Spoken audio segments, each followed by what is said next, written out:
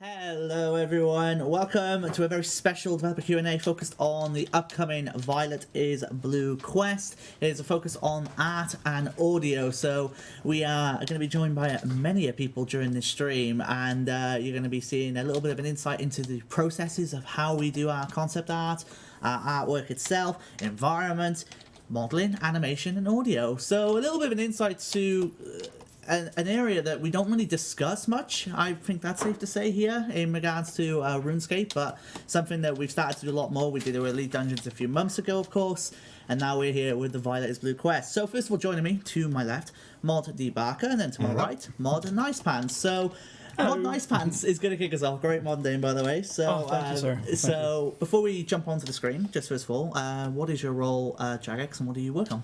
Or what are you working on, should I say? So I am a concept artist on the team. I've been on the team for about 1.5 years now. Lately I've been doing stuff like the Riders of the Apocalypse for the Halloween event, which was a lot of fun. So yeah, that's my role. Awesome. So are we good to throw on his screen, John? So we're going to kick this away. So now you can see the concept art. Now the floor is all yours, sir. Thank you very much. So I would just like to start out with giving a bit of a shout out to all the beautiful people that I met during RuneFest this year. Nice. This was my second RuneFest, and I had an absolute blast. Had a lot of good art related questions during the event, so thank you for that.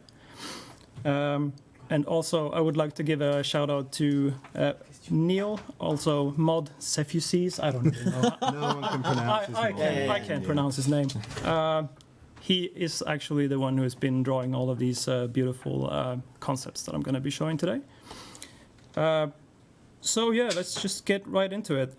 Basically, for this type of assignment, which is a bit more like of a lighthearted sort of feel, since it's like a Christmas theme and all that.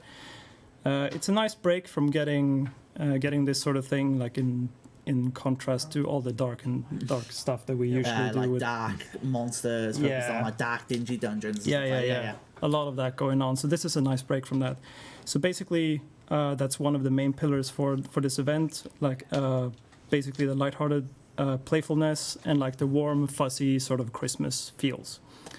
So this, as you can see, are some of the initial sketches that we did for Violet. I don't know how much people know about this. They know about Violet as such, but I think in regards to a backstory and an overview, like we've had Ramen on stream in the past. Actually, Ramen. He has a microphone. So just clarify, we have a Ramen who's just decided to say this is going to be his most chilled stream ever. So he's over the corner somewhere, just nice and chilled out. So comfortable. Give me a backstory on Violet. What's the deal? So, Violet is an orphan who was left in the land of snow by some not very good parents, and these Yetis found her in the woods, curled up in a blanket, so they did give her a blanket. And they decided to... No, what? No! There you go. Wow. Awesome. Wow. So these Yetis decided to adopt Violet and raise her, but they never told her she was human. They've always been worried because she is, human. They raise her as a Yeti. And Violet has reached age 6 and she would like to go to Yeti Town. But the parents are obviously worried because she's not a Yeti and they don't know how she's going to be received. And the player comes along and you'll find out in the quest. There you go. Awesome. Thank you very much, sir.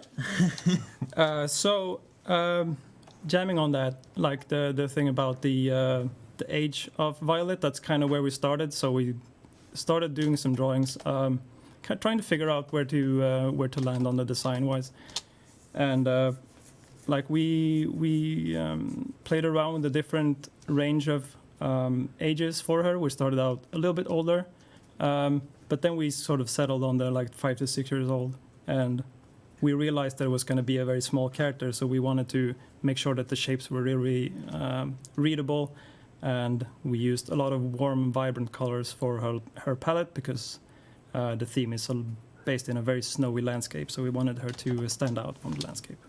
Mm-hmm. and yeah, we played around, or I should say Neil played around the idea of her having a foxtail, which got cut, literally. And we sort of integrated that into her hair design instead, so she has these huge ponytails. So as a team, then, how do you guys get together and decide now what's the best approach for, and how do we get from X to Y and so on and so forth? So how does that work process-wise? We literally sit down next to each other and chat.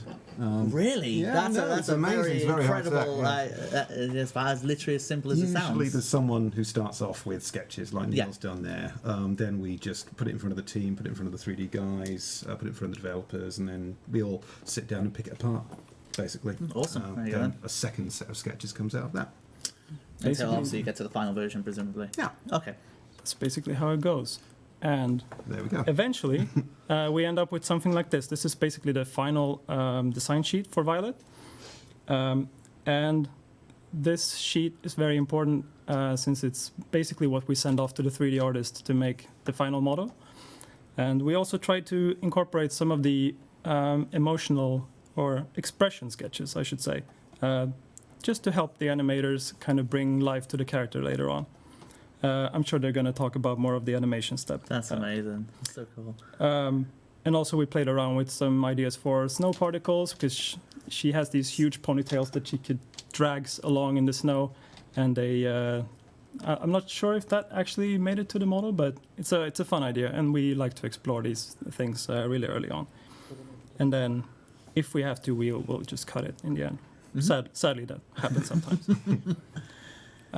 So moving on to the Yetis, this is a bit of an interesting one because we have chosen to go with a different design than the current one in that's already in the game. Current one is in the bottom left corner, correct? Yeah. Yeah. Okay. Cool. Just to clarify. So that one is basically the more gorilla-like sort of brute force kind of character, and we wanted to go with something that has a little bit more character and hints towards more personality.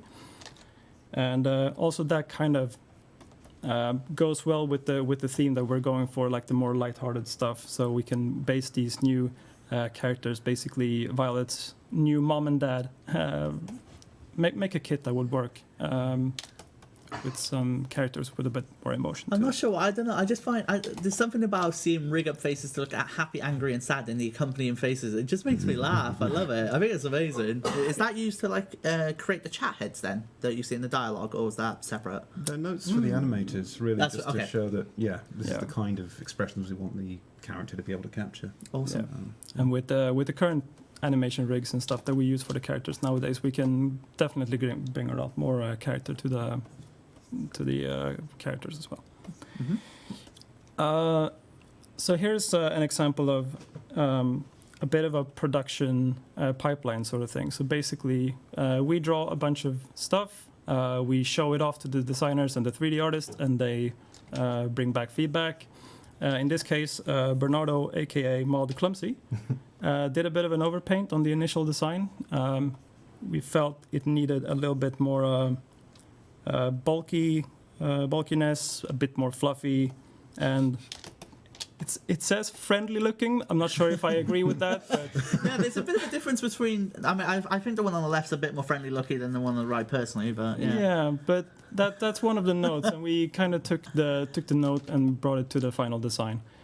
And this is basically what we came up with as a final design for the Yetis. So this is the default one to the left. Yeah, fluffy and nice. So cute. And basically this is like a potential for like your generic Yeti that we could fill the world with. Oh, so there's a chance that the older models could go to this. Maybe if you choose to go that route. Awesome. And then based on that, we also made the dad and the mom versions as well. Just variations to add to it. Mm-hmm. So that's basically it on the Yetis. And then a bit of a side note kind of thing. This hasn't really made it into production this time around, but we felt we should explore these. I'm gonna try to pronounce it. I mean, I'm not great at the whole pronunciation. Noil? Noil, I Noil? guess. Yeah, Noil. I don't. Please tell me if I'm doing that wrong. But basically, since these guys are very closely tied to the Yetis, in the lore, because these are basically the guys who spits on humans to make them yetis, sort of thing. That's from what I understand. And so we chose to go ahead and just make some initial designs for these guys as well, just because just in case we wanted to need them at some point.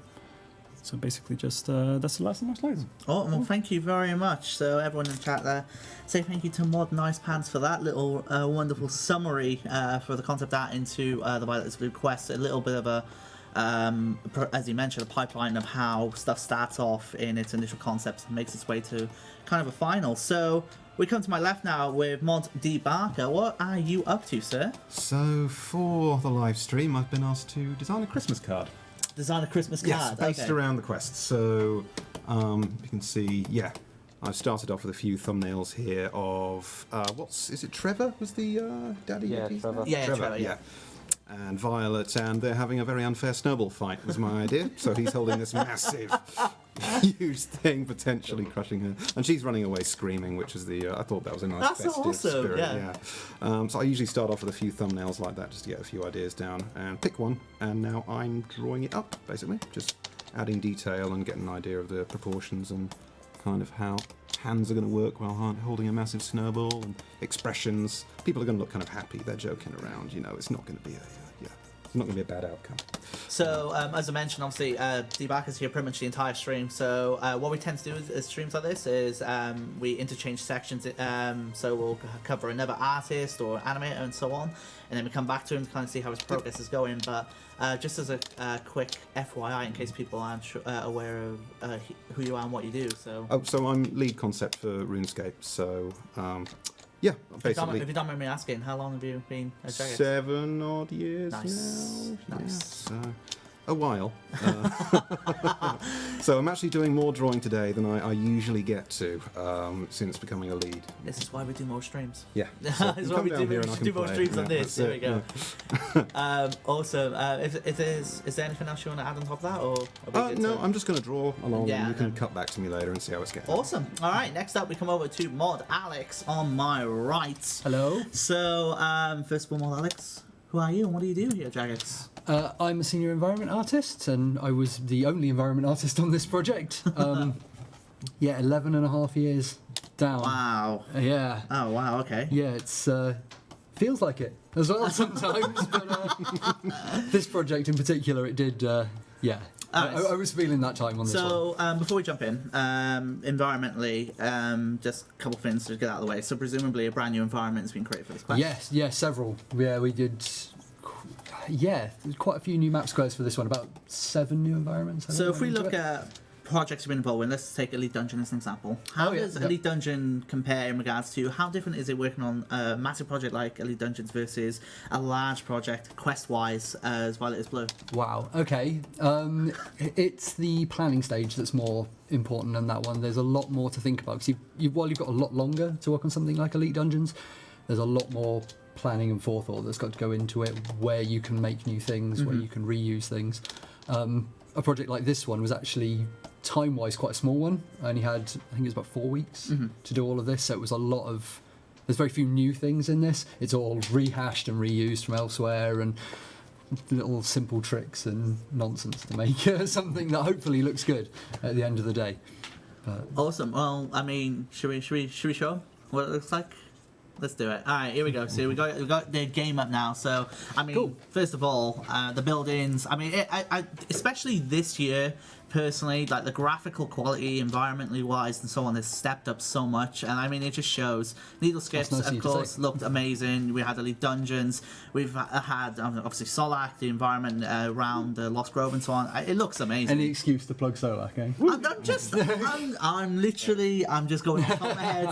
That was no script. No, it there. did. It's It did look natural. good. It looks incredible. Yeah, it did so look really nice. I guess in essence, what this is, the area itself. So what have we got here? Yeah. Okay. So this is. I've got to be really careful not to give away spoilers here. I mean, of course.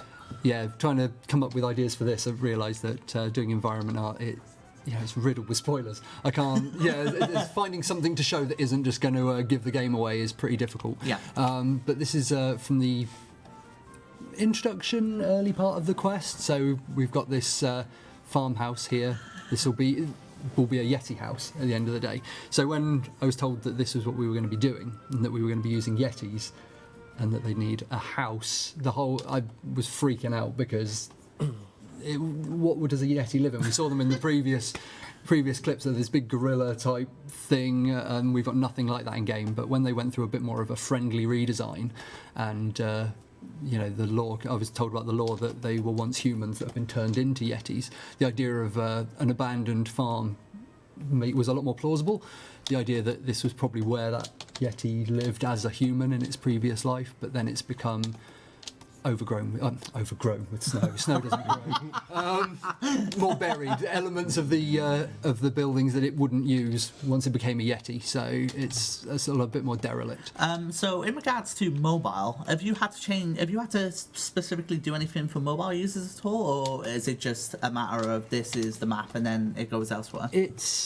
It's more of a technical thing for mobile. It's making sure that we're limiting the number of textures we use so that it's not, drawing too much power from the phone. Presumably, where you have like all of this draw distance on mobile. Yeah, the draw distance would be optimised. The actual assets themselves have been switched out for a lot of lower poly ones because we've got better textures now. The models themselves can be lower poly, so in theory, it should just be able to port straight across to mobile and work absolutely fine. But so I was saying about like shortcuts that we took with this project. All of these buildings were taken from a piece of content that never got released. Oh, really? Yeah, so it was from a few years ago now. We built all these kits of buildings that never went live. So I had to do a bit of dredging and came up with these ones. They've all been retextured to look slightly more wintry. We're going for that whole warm, cosy kind of aesthetic. I love the snowy textures on the roofs and stuff. They look awesome. We wanted a nighttime environment and the blue to sort of it would accentuate the characters nicely. The Yetis being blue, they'd fit in really nicely, but the fact that Violet's quite warm, she should pop quite nicely in the environment. So we went for blue, but with these sort of like glowing lights, glowing windows, to try and create that warm sort of Christmassy aesthetic. Oh, you can knock on the door. Yes, you can. I'm not gonna. I'm not allowed. I can see Kyle's given me strict orders not to show what's inside the building. You want to examine things in the yard, because if for those players that like doing quests and just walking around and giving things, you mean this? You mean the yellow snow? Eat yellow snow. Wow. Okay. It's always good to go around and examine. Yellow snow tastes like lemon. Oh, jeez. Yes, it does. Well, what else would it taste like? Come on. Yeah. Oh lordy. Okay. Well, this kind of I guess ties in with the fun theme I guess of this quest as well. Yeah. Just to give you an idea. There's a few little things like that. By the way, sprinkled congratulations around. on spoiling the first confirmed chat line of this quest. Oh well. No, that's fine. I'm cool. Nah, It shouldn't ruin the whole tone of the story. the quest is ruined now. That one thing is instrumental to the whole story, and now I've blown it. So, if you don't mind me asking, without obviously going to spoiler territory, is there anything else environmentally wise that's kind of been touched in this regard? Is there other little areas they're going to? Yeah. So I mean, obviously, this is only one part of the quest. There's a lot more sort of where it differs from some of the larger projects where you've got one like massive sprawling environment. This is like lots of little pocket environments. In order to do that, we've created, it's just over here, if I go over here, this is one map square that we call an imposter square.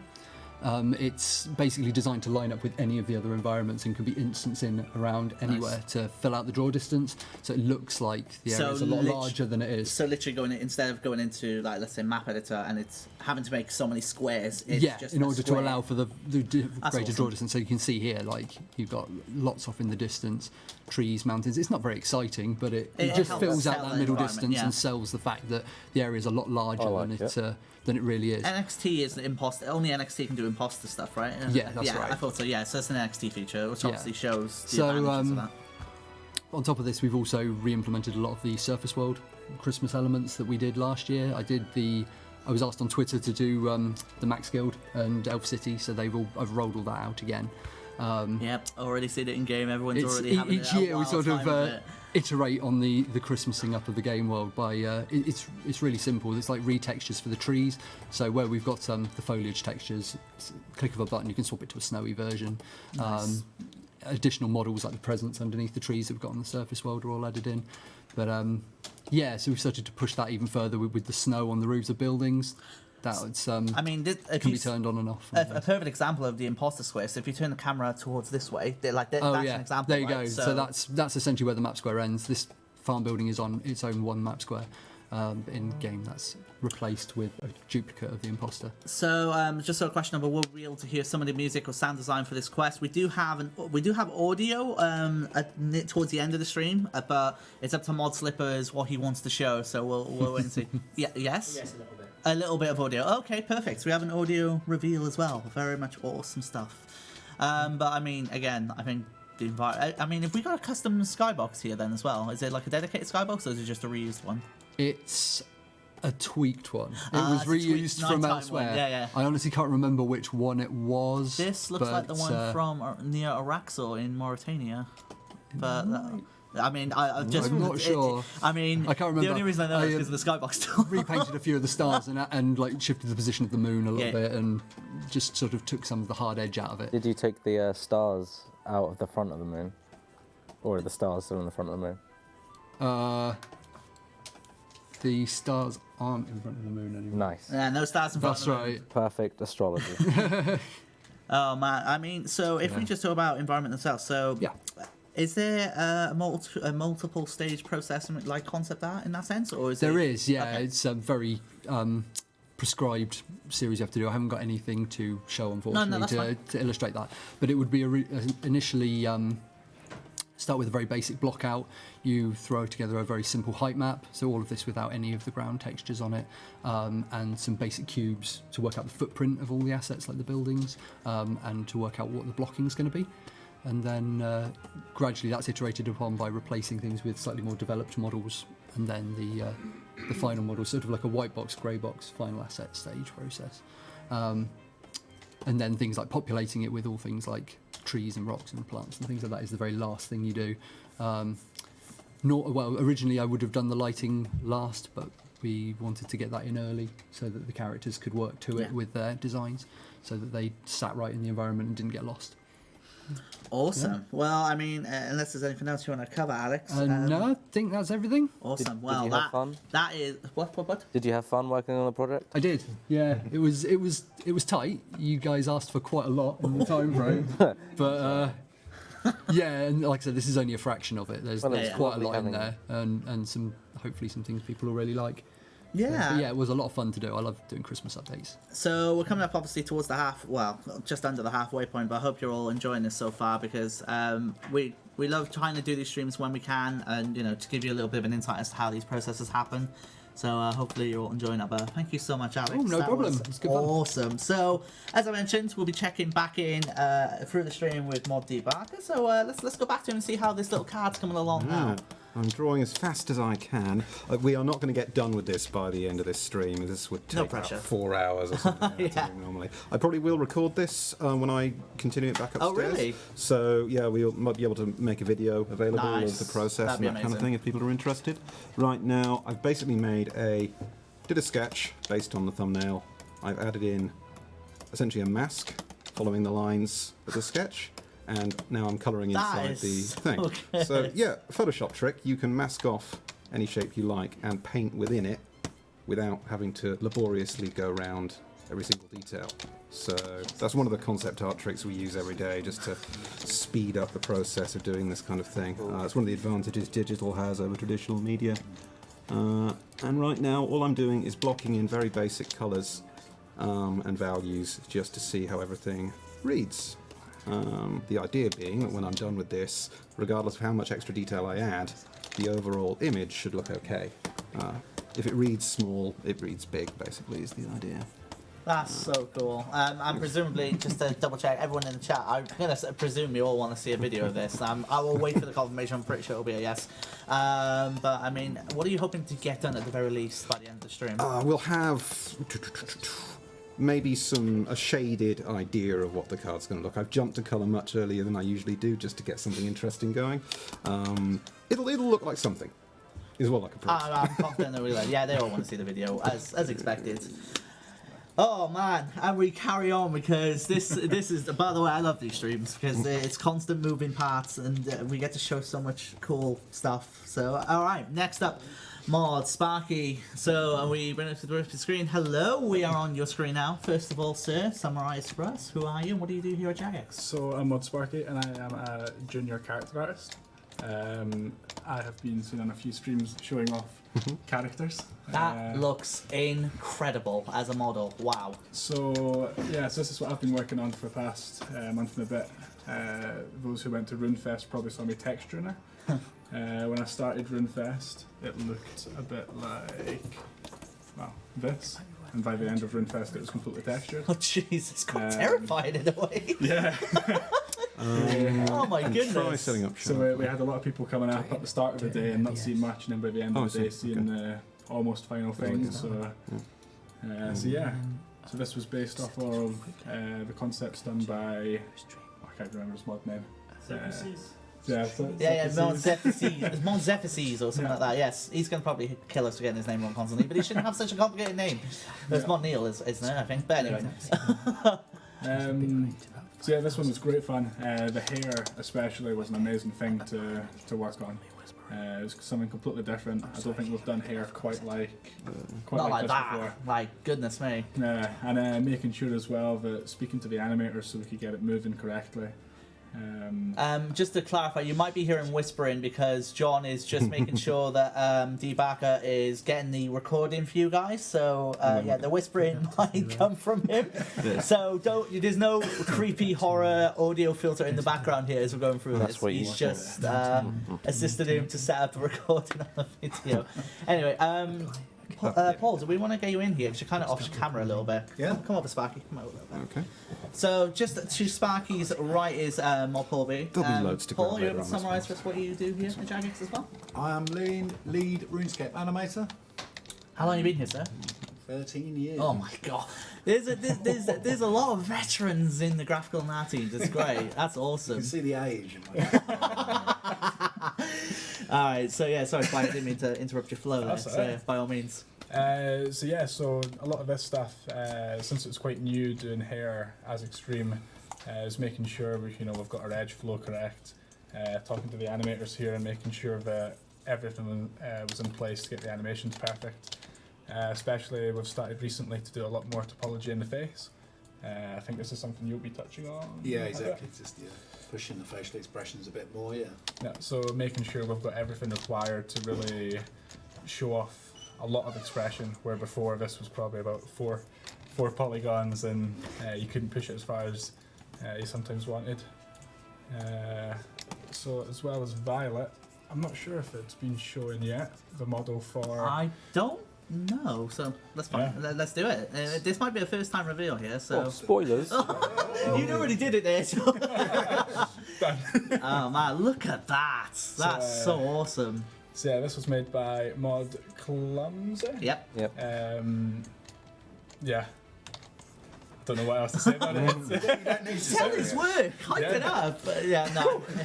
Speaks for itself. I mean, the model quality, again, I mentioned obviously the graphical and environment stuff in 2018, but I think this year in particular, the models have just taken a huge step up in regards to their quality. Like, is there any particular reason why this year it's kind of happened? I think we've been doing stuff, haven't we? Just a lot.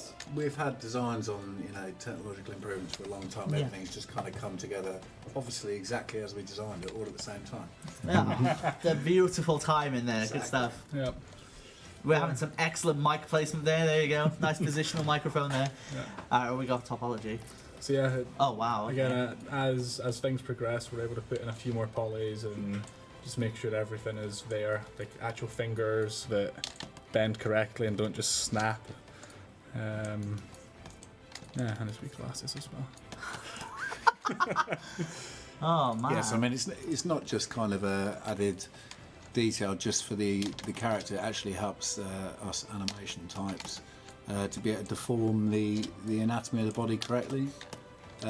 Before things would kind of intersect, so if like an arm moved, a lower arm moved up towards an upper arm, maybe you'd get too much intersection going on between the different parts. But obviously, yeah, the added geometry helps us out as much as it does make the character look good. So I believe we may. Oh, I mean, there they are side by side, and that looks amazing as it is. So, I mean, it's pretty awesome. Is that about the scale? Yeah, there you go. I think That's so, that's some good scaling there. I believe, do we have videos to show as well? So I got my list here. Yeah. We have videos. Awesome. All right. You want Do you want me to just drive? Yeah, you can drive. Shall I just squeeze in rather than We're gonna have some I'll expert rotate. chair movement in here, Well, guys. no, let's, okay. Here we go.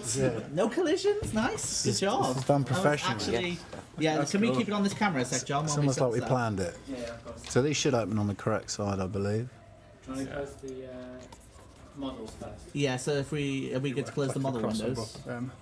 Get rid of them. Just bear with us a moment, guys. Just setting the videos up so you can obviously make sure they're shown in the best way, which is the first impressions. Okay, so All right, we're good here, John. We are good to go. I'm going to Yes. fight with this repeating. Right, okay. So I don't think I've been through the whole process in particularly fine detail before, but I'm obviously aware of the fact we don't have that much time. So I'm going to kind of try and speed through this and try and explain to you the process of how we build up animations kind of layer by layer.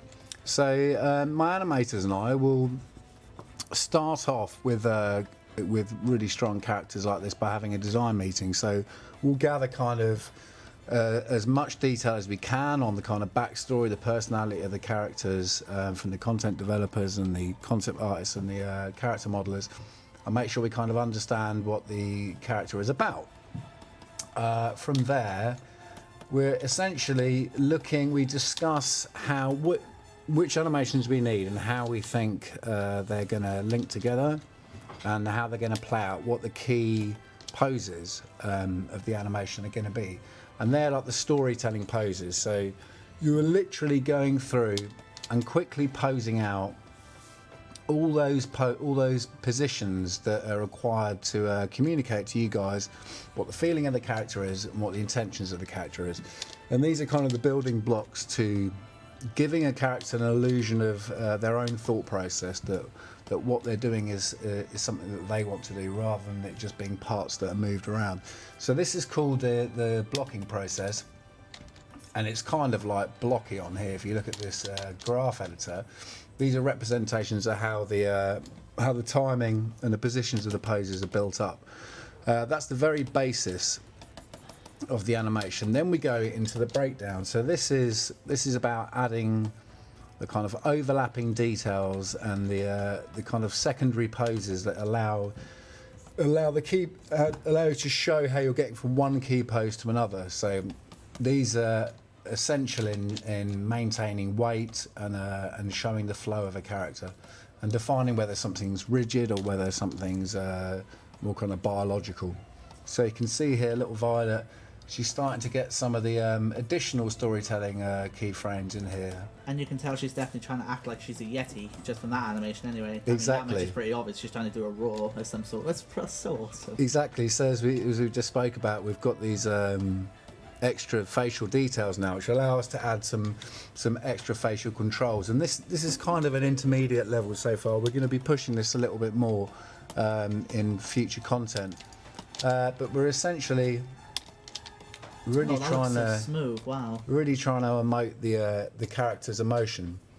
So as you can see, things gradually build up. There's more detail in there, more storytelling motion, until you finally get to kind of a smoother version of the animation with kind of added vibration here as she's screaming her little lungs out with her tiny cute feet, which I can't get over. So yeah, that's a very basic, like, rough overview of how the animation process builds up, and that's between myself as lead and our animation team. We sit together and we essentially go through each animation and design it as a team and kind of call each other out on what things are necessary, what aren't, what things are extraneous, and try and push each other to get a better performance out of the characters that we make. So this one's a good example of sometimes the action is a little bit more simplistic. So I don't know. I love that. That's great. It's like an amazing pose. yeah, well, So and that's cool. exactly what it is. It's kind of like a pose treatment. So if you can get a pose that kind of communicates exactly. Can we gift that? What's We need to happening? gift that. We seriously need to gift that in some sort. That pose is amazing. I love that. So that was basically the kind of the epitome of a storytelling pose. And now Mod Biscuits animated this. Mod Hing was the animator on the previous Violet animations. So this is adding in again those poses that allow you to get from the key pose back to the idle pose, so it can blend into the He's literally reminding me of Dr. Evil idle every time I watch animation. So he's actually pulling stuff out of his teeth, and here we Wow, go. look at this so smooth. The Much difference closer. in smoothness is incredible. Yeah, so it's literally when you're blocking out, you are using stepped curves, which is a bit of a contradiction in terms, but essentially they'll hold on at one pose until a certain, say, 20 frames in the animation, and then snap to the next pose, and then snap back. And then you introduce splines, so you convert those steps into splines, which are essentially just curved transitions from one pose to another. And then you have to do work to make sure that they're leaving one pose smoothly or quicker than they are automatically, and that takes a bit of clean-up work, and where you really put in the kind of performance and the put in the hours. So that's Yeti. So this is an example of, because Violet is obviously kind of aping her parents or foster parents, she's like, you know, kind of obviously growing up convinced she's the same. Initially the idea was to have a run, and it was going to be quite bold. Can you even see what I'm doing on camera here? Yeah, they can see it. Yeah, they can see it. You know, kind of running quite boldly and kind of aping the natural characteristics of the family. But we decided that really we wanted a bit more of a contrast, and she's so cute and so little in comparison that we actually went for maybe a little bit more of a conventional walk stroke run. I mean, she moves at the same speed as the big Yeti NPCs, yet she's almost running really in her gait. So we went for a slightly more twee little girl run, and I'm glad we did, because maybe as kind of psychologically it would have been more authentic if she was like properly kind of aping the parents. It kind of, I think there was enough of that with the raw, and we wanted to make sure that we still kept that kind of human element to her. So it was definitely a good move and quite adorable. So that was Mod Hing's hard work on that. Beautiful little bouncy, energetic walk. In stark contrast to the lumbering walk we have here. So obviously you can immediately see the difference in weight. I won't go through all the breakdowns here. But essentially we are dealing with two creatures of, you know, pretty vastly different mass, different weight. So things on this guy overlap more. They slow down and ease in and out at the end of motions, whereas little Violet's actions are like really immediate and sprightly and young. And we thought it was kind of a nice, imagining a nice narrative of like little Violet legging it around, and like, you know, the big parents like, you know, constantly chasing after you and like getting tired as they get into their older years.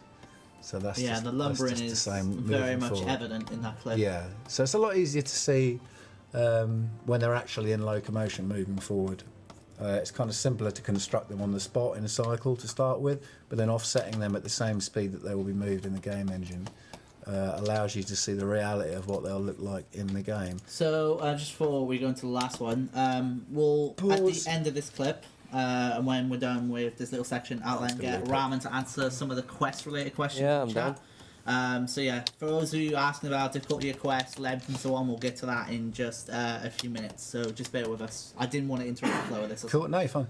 So yeah, I mean, last little video here, you can see that the reality of the implementation in the engine is that these guys, even though they're vastly different sizes, move forward at the same speed as each other. So you end up with a walk on the left with a So Yeti good. guy lumbering along at a bit of a laboured pace, but then you have little Violet almost running to keep up, really. So technically she's going at walk speed, in inverted commas, but obviously her gait is more of a run. And it's a lovely, adorable little scale difference between the two of them when you see them going together. That's wow. I was not prepared for just how depth you guys want to go into this. That's it's not bad, and obviously it's amazing to see. So we've just moved to a new tool set. We've just moved to Maya, and these are some of the first examples of our kind of foray into that tool set. So which is obviously showing, it's obviously showing its benefits we're already. getting more character in there, but it's really only the beginning for us. We're going to be constantly striving to get a lot more character into the creatures, more legibility in their facial Do you ever expressions. see the older creatures kind of going into Maya for a shake-up or a refresh in that sense? We definitely want to shake up a lot of stuff. Okay. It's going to be a long-term. It already has been. Yeah, the Grax. The Grok was the first one. Yeah. But it's it's a long term. I mean, as every player of RuneScape knows, there's certainly plenty of content for us to get our teeth into. So. Yeah, coming up to its 18th birthday in just over a month, which is just incredible to even think about. Yeah. Wow. Is there anything else you guys want to touch upon in regards to that, or animation, I should say? I think that's all from me. Really. I just love how in depth we're going into it. It's awesome. Like seriously, the time and effort to obviously do this, but obviously to do the video as well to show everyone on the stream about this. I think it's awesome. So yes, that was character modeling and animation by Mod DBarker and Mod Paul B. So everyone, say thank you to them Thanks, for the guys. time given. Thank you so much, John. Can we just come to the big camera a second, please? Ramen, couple of questions. Let's rattle these off regarding the quests. Hello. Sorry, I'll just sit behind this chair. Difficulty of the quest. The quest is novice. Just a novice quest. How about lengthwise? Can we look Lengthwise, well, Yeah. depends if you want to read everything. I'd say about 10 to 20 minutes. Okay, cool. Requirements? None? No requirements. Are there rewards you can share? XP. XP, okay. That's the easy one, right? Oh, lordy. Are you sure, me? I can see the chat. I think he finally picked up on the camera shot. Oh, I saw the chat going mental. Mental, sorry. Alright, I'll come back to you in a minute with more questions. Like, by all means, rattle them off in the chat, guys. So, Mod DBarker, we're back again. What have we done since the last time we came back to you? Right. More colouring in, basically. It looks so awesome. The colours look incredible already. Thank you. Yeah, it's one of the great things about digital. You can just add loads of colour whenever you like. So, because I want to do this quickly, I've just focused in on their facial expressions and just tried to give him a sort of well-meaning yet slightly oppressive kind of face, and she's obviously in on the joke as well, kind of. So they're both sort of smiling, having fun. Yeah, and as soon as you focus in on the faces of the characters and the way their shoulders and their arms are sort of oriented with their heads, that gives you most of the story you're trying to tell. And the rest of the poses just follow on from there. So yeah, if you're drawing characters, think about facial expression and where the head and shoulders set, and then you can basically draw the rest of the character down from there, and it should follow on. It's the best way to start. I mean, for what, 45 minutes? It looks incredible, just 45 minutes already. Ramen, coming to you very quickly for some more questions. Yeah, that's fine. Any voice acting whatsoever? There's a little bit. A little bit of voice acting, little nice. Always good to have voice acting, and there's a reason why I've asked that question. We'll get to it in a few minutes. And also, is it free to play? Yes, And- it's free to play. And this is a permanent quest, not an event quest. It is a permanent quest. The reason it's not so much Christmassy is because obviously you could be playing this in the summer at any point, and it wouldn't really make sense for you to be like looking at Christmas trees and things. So yeah, it's a bit more seasonal as opposed to Christmassy. How many quest points? Oh man, I've got no idea. You got no idea. 2, 1. One. Okay. Okay. So that'd be 1. 401 quests points. That is. Did we do? Oh, you were, yeah. Sorry. Nothing. Oh. So I mean, when we looking at how are we looking on the concept? Not concept, on the cards. Then we already got the color going in Yeah. as well. I mean, it looks great. What text are we gonna have in here? I hadn't actually thought very Oh, so That- did the text. Yeah, I mean, I just had a little Merry Xmas kind of thing up there. Ship it. That's what it's like. I'm an artist, not a writer. Yeah. Yeti Christmas. Really? Yeti Christmas. Because it's not. Let's do better than Yeti Christmas. Let's put I a pin feel. in that, shall we? Yeah. Alrighty, so I think we are good to do one of our last final sections before we wrap up here. So very first time on this RuneScape stream, I believe, in a very, very long time, we have someone from the audio team on here. We have Mod Slippers. Hello, sir. Hello. First of all, I kind of spoiled what you do with Jagex because I'm great at that. But in essence, you work on the audio team. Is there anything in particular you working on the audio side of things?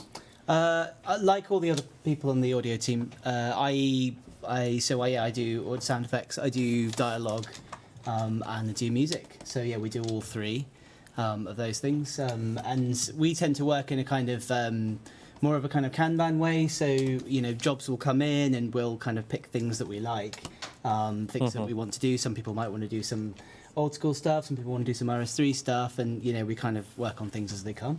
Awesome. So for the quest violet is blue, have you been involved in all of the elements in audio on this, or only specific bits? Yeah, all of it. All of it, everything, wow, okay. everything you hear in this quest is from me. Oh, Yeah, so you've now set the bullseye for everyone to be like, oh, exactly. This is him. Yeah. He has a Twitter at Jagex Slippers, by the way, just for when you play the quest and tell them how awesome the audio is. Right. So I can already see on the PC here we have clips. So I mean, Yeah. Should we do this? Are we going to leave the concept up while this plays? Yeah. Yeah, just makes Awesome. sense. Oh, that's perfect. Okay, even better. We're going to have Violet is Blue music tracks playing as DBarker does Christmas Card. This is perfect. That's fantastic. All right, Slippers, That's floor's all great. yours, man. Okay, yeah, great. So I just thought I'd first of all answer the question about voice acting. Yes. So it's not a fully voiced quest, but we do have a small amount of voice in there. We wanted to give Violet a little bit of character through her voice. So she doesn't talk, but she does have emotes that she does. So when she laughs, or when she's excited about things, or when she's roaring, we hear the sound of her doing that. And to get those sounds, we actually we got Mod Daisy's kids into the audio department, which is. man. It was really so sweet. It was cool. really nice. We had to in order to get them high enough to sit on the to be able to reach the microphone, we had to create a little platform with boxes. It was really funny because they were so small, and it was nice. So we just got them in there laughing and making all sorts of things. So I've got a couple of examples here that I can play you of that. Yeah, let's do it. But on the stream, let us know when we play this if the audio is coming through, just so we can make sure you can hear it. All right, let's do it. Hear that? Okay. Yeah, I heard it through the headphones, but we'll wait to see if they can hear it on the thing. We'll just see. Yeah, oh my OMG. Yeah, they're definitely picking it up. Yep, Oh, they good. got it. We're Excellent. good. Nice one. Okay, so that's one of her when she's excited. We've got another laugh here. We'll try and see if we can bump the audio up a little bit. John, have you done that? Yeah, I'm trying to view the audio at the same time, which is tricky. the balance, that's fine. We have multiple clips that we can play over again. It's fine. Oh, so I can hear it over there. That's great. I only brought 3 with me. There's obviously more than that. But in the spoilers. quest. Yeah, we don't want to reveal all of the little Violet sound Exactly. effects. That's amazing. Oh man. Yeah, we can hear that very good. Thank you, John. Can't play much louder to get feedback otherwise. No, that's fine. I mean, it's coming through okay based on the chat as well. She reminds me of Boo from Monsters Inc. That's actually not a bad comparison. That was definitely when I was sort of going through it with Mod Days and Mod Ramen. That's one of the sort of inspirations definitely that came up. So that's nicely bridges onto the other what I want to talk about next really, which is the music. So obviously we've got new music tracks for this quest, and there's so the kind of the pitch that the first thing I heard about this quest was it was going to sort of be the John Lewis advert of RuneScape. That we wanted something kind of really kind of heartwarming and light-hearted and Christmassy, and I wanted to make the music something that was like you might get from a kind of family film, that kind of nice sort of film sound, but also something light-hearted and jolly that kind of really gave you the feeling of the kind of the mischievous tone of Violet. So I've gone for that. And then, but in terms of the actual sort of sounds that I wanted to go for and the actual kind of sound world I was after, I didn't really want to go down the kind of Jingle Bells kind of route and Rudolph the Red-Nosed Reindeer, that kind of stuff. I wanted to make it a bit more kind of orchestral, something that was maybe more winter than Christmas. So I bought a couple of examples of of some things that I used as inspiration. So the first one was from Mahler's First Symphony, and this is the opening to that. It's a bit quiet, so this one needs mic to. Yeah, we should be okay. I mean, as long as it'll play for a bit, so they'll hear some of it. Are you hearing it through there? I can hear it through okay, here. So you'll know when to stop. Okay, that's fine. I just wanted to double check. Someone can hear beeping. Yeah, I can hear beeping as well. I don't know what's coming from. I can tell you what that's from, Thanks, but guys. we won't be able to fix this during the stream. We're gonna have to leave it, unfortunately. It's a hip channel. Yes. So that's not me. Obviously, that's the genius that is Gustav Mahler. And then I also got some inspiration from Stravinsky, from his ballet Petrushka, and this is a very Russian wintry theme. This is so good. I love the idea of introducing the chat to the inspiration of this, and then how do you bring it to a RuneScape style audio? So I'm looking forward to this because I'm new to these tracks, the actual RuneScape tracks at all. So I can't wait for this. Yeah, I mean these are both these tracks are things that I listen to all the time. I'm really into orchestral music, and so these kind of flavors are definitely something I wanted to aim for. So somebody's just taken over the driving here. Yeah. 1 second. But yeah, this is so I wanted to combine those things with the kind of like almost Disney-esque sort of like jolliness. So I'll show you sort of the beginning of the main sort of feature track of this piece, and this is one that's going to be on the splash screen and everything. So they'll be on the login screen. Yes, on the day. exactly. Nice. Yeah, Cool. yeah. Yep. And this one is there's two main themes that run through this, and for me when I'm composing, like it's all about taking small seeds of ideas and growing them into something bigger. So you kind of start off with one thing, and then you add other instruments to it, or you kind of change it a bit so it develops over time. So the first thing we're going to hear is this.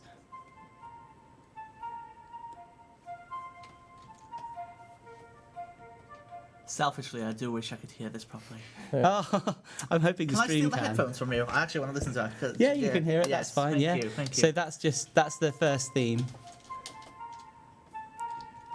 This makes me happy. This is happy music. I love it. This is great. So that's very much about that's very much about Violet doing her kind of like running around and her her kind of jolly vibe, and then so the next thing we hear is that, but we're going to add some more instruments into it.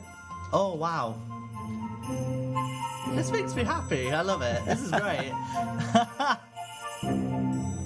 Okay, so those are those are those little bits, and then we're going to hear that a few different times throughout the piece. And sometimes it's played on the flutes like it is there, and then we actually hear it in different on other instruments at the time as well. And then there's actually another piece in the quest where which one is that one? This one where we actually hear it's the same theme, but it's in a minor key, so it's got more of a nighttime vibe. You did not pun that soundtrack. Is that actually what it's called in game? That is actually what Oh it's my called. Am I allowed to God. say what it's called? It's a soundtrack. It's your you named it, so it's a. Yeah, okay. This one's called "The Best Is Yet to Come." God almighty. And there's also one here called "Time Waits for Snowman." I love a good pun. So this is. So we get the same theme, but this time it's in a minor key, so it's more of a kind of nighttime vibe. What a tune. That's good. I love that. That is awesome. Thanks, man. So and then, that's so awesome. and then Wow. coming back to the main theme again. So then like that. So we've got that kind of plinky plonky flute theme, and then there's also this other main theme. This is kind of the big catchy hook. This is the bit because it's a quest. It's not necessarily something that is going to get played like over and over and over again like raids or something. So you kind of have to make it. You have to make it instantly catchy. You can't just you can't get that kind of nostalgic feeling through the repetition. So so this is the main theme.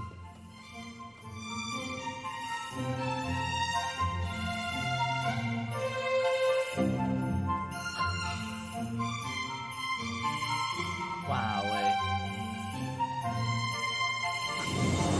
Oh wow, that kicks up. Wow.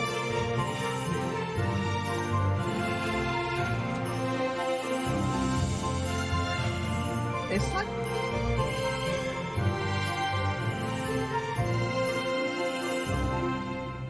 I shouldn't talk during it. That's okay. That's I don't fine. want to talk over it because I want the stream to hear it for you. But it kicks off. It kicks up so much midway through, and then it's kind of like the intro to like this epic movie that's about to happen. Yeah, It's so I mean, cool.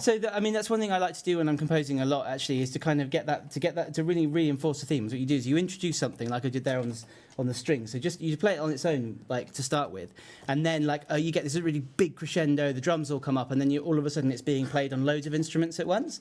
So it's so I really wanted to get that kind of warm feeling. It's cold, but it's warm. It's heartwarming sort of sound. And then like the way that I've developed that over time is like so it changes key. So we hear it in a few different keys. So next time we hear it, this is a bit lower. So this is in, I think originally it's in F. This one's down in E flat, so it's one tone lower. And then when we hear it at the end. Wow. You hear it's gone up. So this is kind of the big finale version. It's such a happy, like, the way it's is such a happy, vibrant theme to it.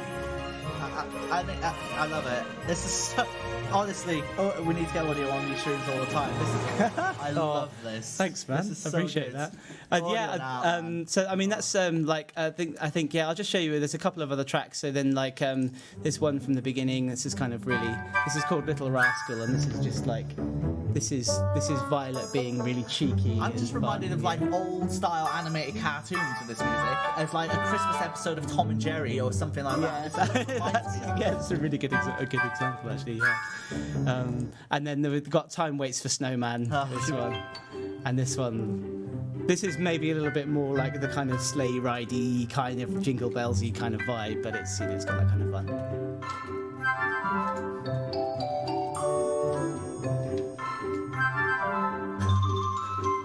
This is so good. Wow. Oh my goodness.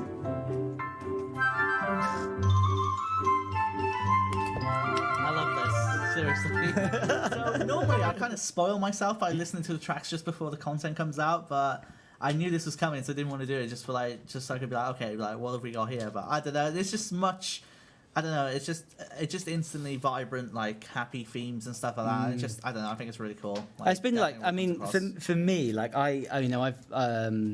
I knew as soon as I saw that this was coming out, like I just knew that I had to do the audio on it. Like I really wanted to do it, and I was like, please, everybody, can I do the Christmas music? And they were like, oh, okay, fine. Even though I was already kind of like involved in lots of other things. That must have been quite a tough one to get. Surely everyone wants to get involved in the Christmas one. Well, actually, no, we're quite lucky because there's some stuff going on in Old School at the moment, and so like Mod Ian and Mod Surma are just like, I'll have that one. so that's good. We've got. We were able to share it out a lot. But yeah, I mean, this, I sort of thought, I knew from the beginning, I was like, I really, really want to do this. And I thought, I'm going to really enjoy it. And I have enjoyed it. Every second of writing this music has been, just absolutely brilliant. I think it's come across wonderfully. And the team have just done such an amazing job of making this quest, And the art looks just incredible, and the story is just lovely. So yeah, always want to do stuff this kind of thing. Love it's it. been brilliant. So do we see any of these tracks releasing anywhere, Spotify, SoundCloud, or anything like that? Is there any way they'll be able to get a hold of these? That is a good question. I don't actually know how that's handled to do with the Spotify stuff. That's a really good question. That wouldn't be anything to do with what I'm doing. For sure. But I mean, obviously, it will be there in the game in player, and then it'll no doubt end up on various people's YouTube channels as they always do. So if you've got any feedback on there, if you things you like or don't like about the music, then you can certainly go on one of the YouTube channels and just we often sort of keep a beady eye on what people are saying on there. Or obviously send me a message on Twitter. Jagex Slippers. Jagex Slippers, that's the one. Oh man, so I mean, is there anything else you want to add on top of that at all? That was so good. Anyway, go ahead. Yeah. Oh, we haven't talked anything about the sound design as well. I mean, obviously, so we do all the sound effects and everything like that. I mean, I can't really say anything about like the specific sounds that we made because that will kind of give away the quest. But like one of the things that's a bit different about working on quests as opposed to working on raids or skills and that kind of stuff is that you have very bespoke things, little things that only happen once that that sort of it's like point and click kind of thing, and you'll get a little text box saying this thing happened or this thing's appeared in your inventory or whatever. So they don't actually sort of visually happen on screen. They're just more kind of like if they happened in theory.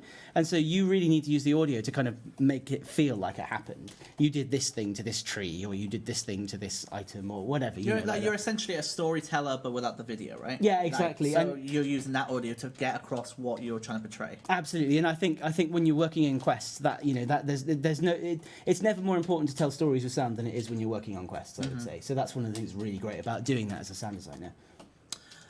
Wow. So everyone, oh my words, I'm losing my words, little trail of thought. So before we wrap up, as you might have seen, as we're going through the audio in the background, Mod DBarker has been cracking on with the Christmas card. So before we wrap up on the stream, how are we looking on this? Not too bad. Yeah, it's getting there.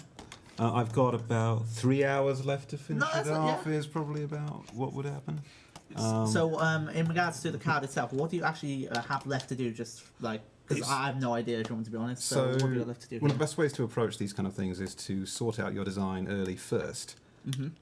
Get where your lights and your darks and your saturated colours and your warms and cools are, then render for hours and hours and hours until it all looks nice. If you don't do the initial kind of architecture of the image first, you'll end up rendering something for ages, then realizing it's in the wrong place and having to move it. So yeah, basically you've seen the initial stages of making an image. This is basically still a sketch. I'll still move things around and stuff. And then it will be basically 2 to 3 hours of going in tiny details like this and just kind of doing that. Smoothing things out. Refining, making sure the light plays off them nicely and all this kind of stuff. It's kind of Zen-like, but not very interesting to look at.